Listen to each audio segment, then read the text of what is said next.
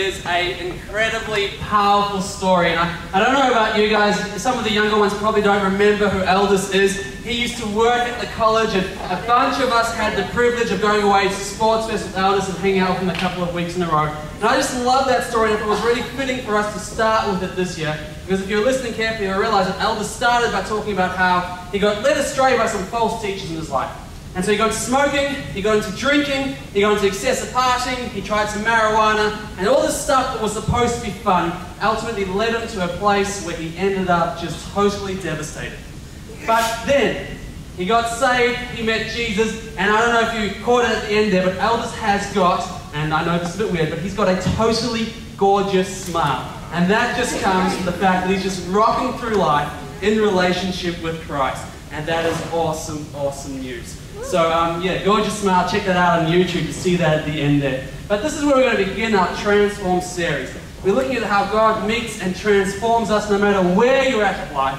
And the message I got tonight is one that I've used before at Fusion, but I believe it's something that's going to lay a foundation for us as we look at Aldis' story and the way Jesus works at us through a passage in John 10:10. Hey, let's just pray together quickly, and I'm going to get into things. So let's pray.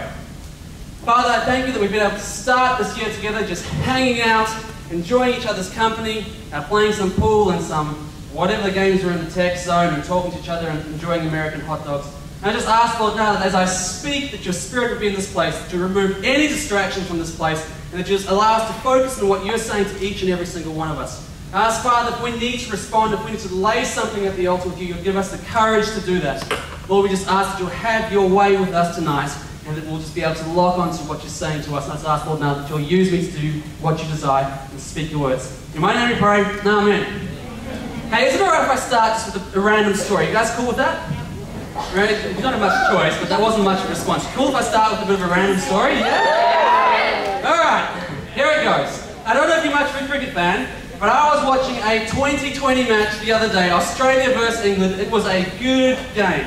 And I was sitting down in my lounge, and from the bedroom, I hear my wife call out, "Hey Nick," and at that point, a shudder goes down my spine. Because I realised that's her, "Come here, I have a household chore for you" voice. You know that voice your mum uses when she's like, you know, "Hey James," it's kind of like, do it back to me. She was using that voice. Now, no matter where I go, I want you guys to keep this PG, alright? No matter what your mind wants to imagine or where it wants to go to, because I'm in the lounge, she's in the bedroom, right? So you've got to hold that. I'm a pastor, we're at church, if you don't realise that, you're at church, we're at school, I'm a teacher, I'm bringing God's word. You have to keep this PG. If you don't keep it PG, you're going to places I don't want you to go. Alright? Everyone just say that out loud, keep it PG. Say it like you believe it, because you're going to have to actually keep it PG. Alright, here we go, let's rock and roll. So I'm in the lounge, I'm watching the cricket. Kat's in the bedroom and she wants something, so she calls me. I'm a good husband. I respond, so I head down to the bedroom, and I'm right, I know my wife's voice. She's got a chore for me. And because I'm a good husband, I set about my task with a smile on my face, and I'm doing this job super quick, and I'm doing it with, you know, duty and elegance and passion. And Kat's just looking, going, "Man, that's my man. He's really, really sexy. Haba ding dong." And you know, it's really, really surprising. If you haven't met my wife before, she is gorgeous, but she is freakishly strong. So she grabs my arm and she throws me down the bed. True story, PG. She throws me down the bed and she jumps on top of me when there. She's on top of me, hello. And then she plants me with a nice, big, wet, juicy kiss. It is good. It is good. I want you guys to keep it PG because we've got a problem. And the problem is this. I've been watching the cricket. I've been doing household chores, and I am Nick, and I am constantly hungry. So what do you think I was doing? Chewing my nails, thank you. So I've got a mouthful of nail in my mouth, and Kat is just kissing me with such passion and vigor, and I'm like, what am I supposed to do with these nails, right? And so one of those light bulb moments, it was awesome. I don't know if you've ever watched those romantic comedies where the guy has a lolly in his mouth and he gives it to the girl while they're kissing. It's like, ah. Yeah, right? So I have got nails in my mouth and I'm like, I know what to do here. So I moved the nails from the side of my cheek, this takes skill by the way boys, onto my tongue, and I slipped my tongue into her mouth and gave her my fingernails. It was my gift.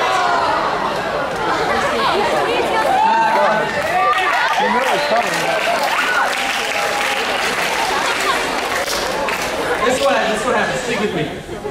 She spat the nails out, she pushed me, and she ran off to the bathroom, and I was like, it's okay, I can watch the cricket. It's all good.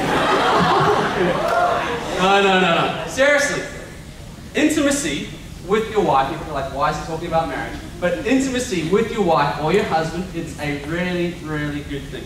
I absolutely love just being able to lie down with my wife and to cuddle her in bed and to talk with her and to spend time with her. We actually do this like often. It's like, what should we do now? It's 7 in the morning. It's like, I could get up, go for a swim, I could do some chores, I could see some friends. No, I'm just going to lie in bed and give her a big hug and I'm going to cuddle her and we're going to talk. And it's just so, so incredibly awesome.